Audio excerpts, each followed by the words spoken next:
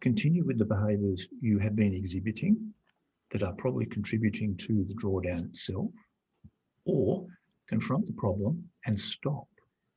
And see, that's the hard part with traders, because they're a little bit like, in some respects, like gamblers.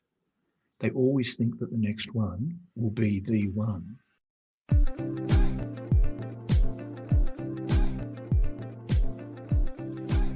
Hi, I'm Caroline Stephen, and this is Talking Trading. Navy SEAL Commander Admiral William McRaven gave 10 tips for life and success in his New York Times best-selling book, Make Your Bed, which was based on his University of Texas commencement speech in 2014. Last week, Chris Tate and I discussed McRaven's points 1 to 6 as Chris applied them to trading the share market. And today we discuss points 7 to 10 on what it takes to be a Navy SEAL and the resilience needed. Louise Bedford today in Mind Power looks at the importance of a fresh start for your psychology. Here she is.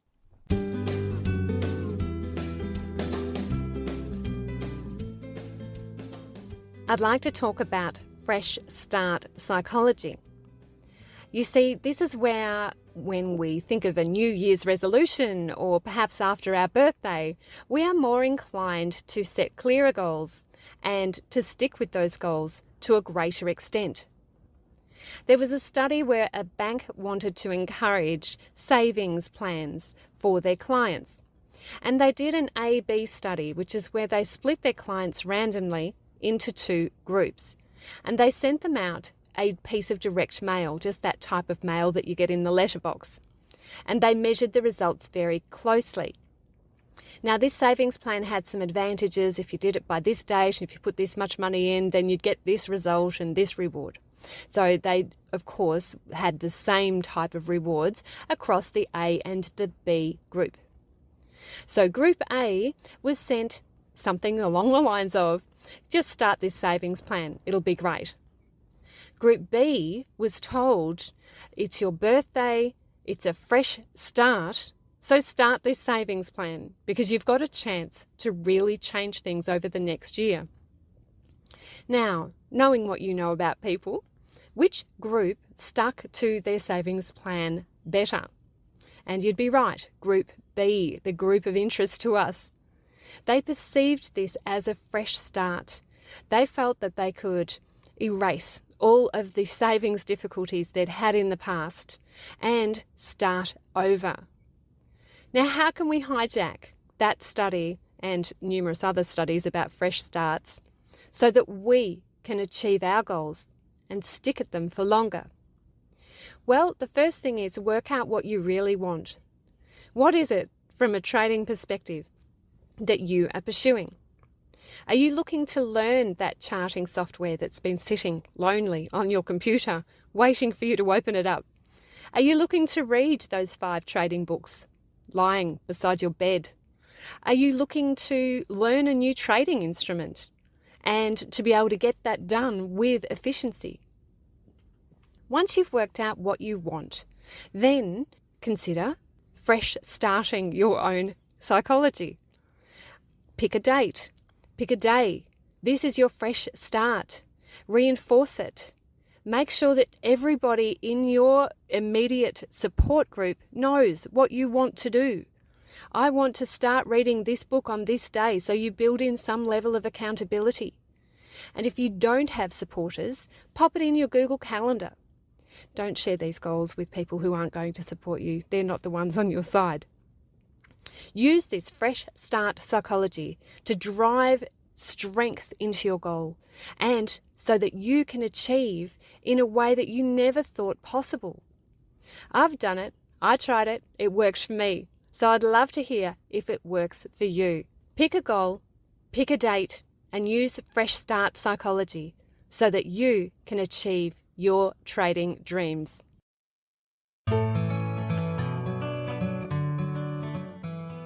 Hi, my name is Brett Steenbarger, and my 4 rescue cats and I enjoy listening to Caroline on her podcast. And now here is the second half of Chris Tate on Admiral William McRaven's New York Times best-selling book, Make Your Bed. And we start with point 7, stand up to the bullies. Amongst other things, CT, Navy SEALs swim in shark-infested waters as part of their training. And McRaven talks about standing up to bullies. He shares a story of Saddam Hussein, the former president of Iraq. Having been captured by US forces, the SEALs commander opened a door to allow new Iraqi leaders into the room. But Saddam, he remained seated. There was no sign of remorse or submission from him. And the butcher of Baghdad simply smirked. The purpose of the meeting was to show that Saddam was no longer in charge, but it failed. The new leaders were clearly still terrified of Saddam. So the SEALs isolated Saddam. He was allowed no visitors and the guards were ordered not to talk to him. The message was clear. Saddam Hussein was no longer important and no one was to treat him as thus. McRaven says that bullies are all the same, whether they're in the schoolyard, the workplace, ruling a country through terror. They're like sharks. They sense the fear in the water. They'll circle to see their prey struggling. If you do not find the courage to stand your ground, they will strike. That's just the way of the world, isn't it? That was my way of the world, from going to an all-boys school to becoming a bouncer to becoming a trader. The world just consists of certain types and certain situations where you really just have to stand your ground. And the interesting thing about, the thing I've always found interesting about standing your ground is simply, when you do, it seems as if the problems that these people and situations generate evaporate. Can you give an example of this? I mean, you're 6'3". Yeah, look, that's, to be honest, that has always been somewhat of an advantage. As a teacher of mine once said, it's a really good thing that they stuck a size 10 mouth in a size 10 body. And it's true. I never, it's one of those things, I don't know whether people are born with it or what. I've never tolerated bullying. I just don't like it. I'm one of these people who will cross the road to gob off at people I think are being a dickhead even now. And I must admit, one of the reasons I initially took up martial arts was because when you go to an all-boys school, there are bullies everywhere. I just want to go back to this thing that you said, that when you do stand your ground, it dissolves. It does, because the problem disappears. One of the things I find with people is that when they're confronted by a problem or an issue, the first thing they do is retreat. It's this belief that if you ignore the problem, it will go away.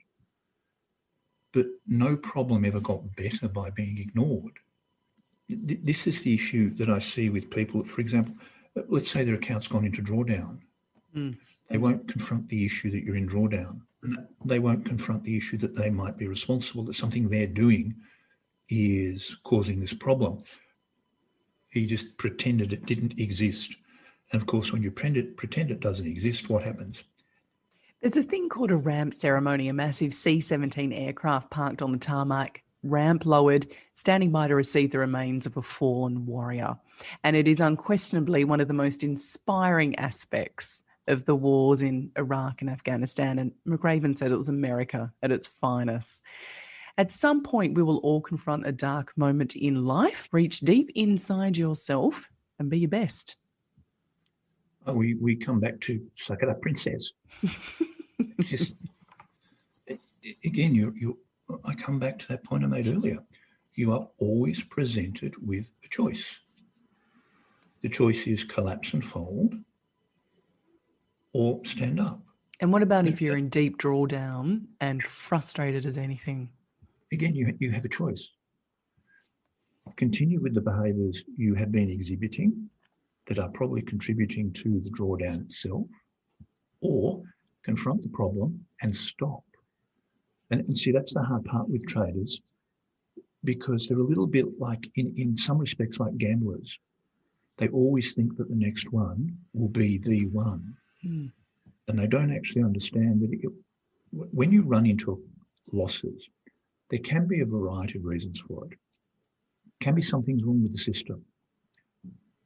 More often there's something wrong with you.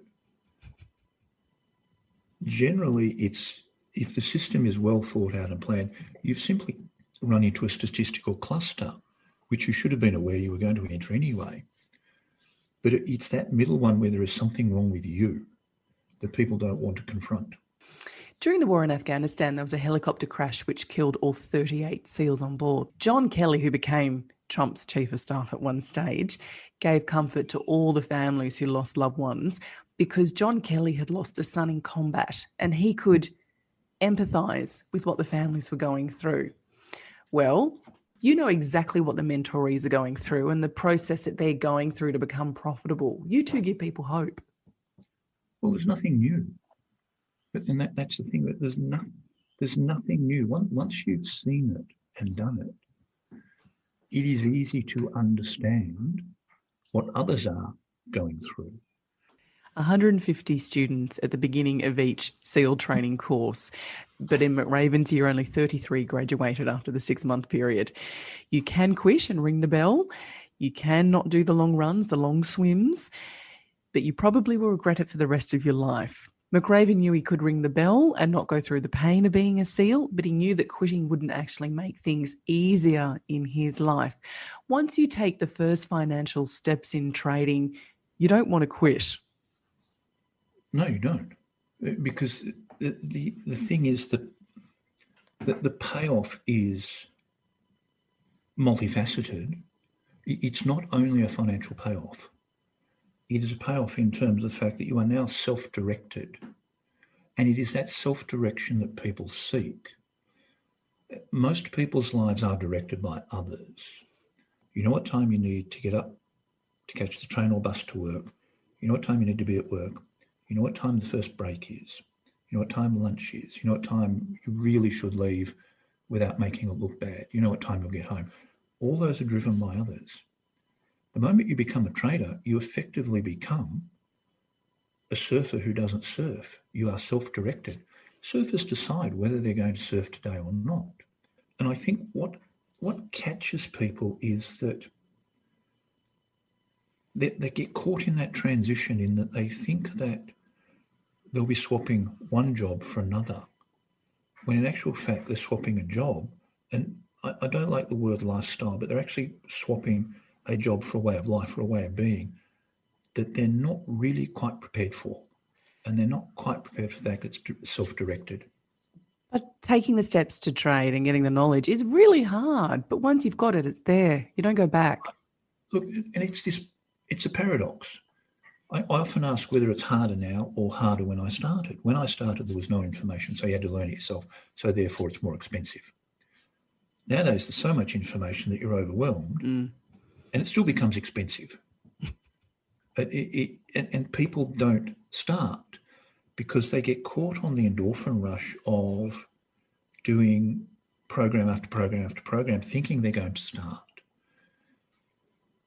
Case in point, I've known people who've spent in excess of 130, 150 grand on courses. They've never bought a property, they've never bought a share. So what makes you and Louise Bedford the best trading mentors in the country? I'll probably speak for myself and my observations of Louise. I'm simply too stupid to stop. My approach to things is you just keep going and you make certain that the people you drag along with you keep going. And it's also based upon a profound sense of reality, in that I know what the markets can and can't do. The markets will not give you, as people on Twitter say, 1,000% a month. The world does operate within a system of rules that represent reality. And if you've been around for any period of time and you are in any way observant of the markets or yourself, you'll notice that this reality constrains everybody. You will have very, very, very, very good years in trading. And then you'll have years that you go, well, that was a bit ordinary. And you'll have years when you will lose money, because that's how business works. And it is that sense of reality. Now, it's not the most popular message. Are you And a Navy SEAL in a parallel life? I probably wouldn't come out and write a book about it. Would you like to be one? Look, my family has a family history of being British Royal Marines, so there is a slightly different loyalty in that respect. And I find one of the things, and I come back to this point again, that was refreshing about How to Make Your Bed, the commencement address, which everyone can look up on Google, is simply that it lacked that bluster that is so common, particularly in Americans, that, big swinging dick nonsense that they go on with. And part of it was that, because particularly the commencement address seemed to revolve around 2 points. One, compassion for yourself. Give yourself something you do during the day that you can tick off. But also the point he makes about affecting the lives of others. That if you affect the life of one person per day, the effect of that, in a positive way, the effect of that is exponential and is carried forward for generations. And that's an unusual thing to hear coming from, someone whose background is special forces.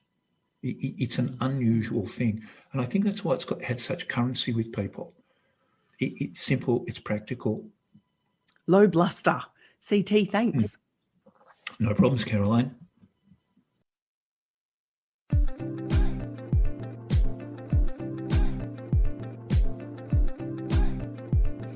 And that's all for this week of Talking Trading. We are taking a break over the airways for the school holidays, and we will be back with interviews starting the 21st of July. We have some good ones lined up, including one of my favourite guests of all time, Everest mountaineer Patrick Hollingworth. I'm Caroline Stephen. Take care. As always, if you like this show, please be sure to tell a friend. You can also subscribe on Apple Podcast and make sure you give us a big fat 5-star review. You'll also notice that Talking Trading doesn't use sponsors and barely advertisers. This is because Chris Tate and Louise Bedford fund this show from tradinggame.com.au. If you'd like to get Louise's 5-part free e-course, register at tradinggame.com.au.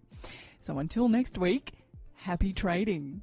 The views represented on Talking Trading are general in nature and do not take into account your objectives, financial situation or needs.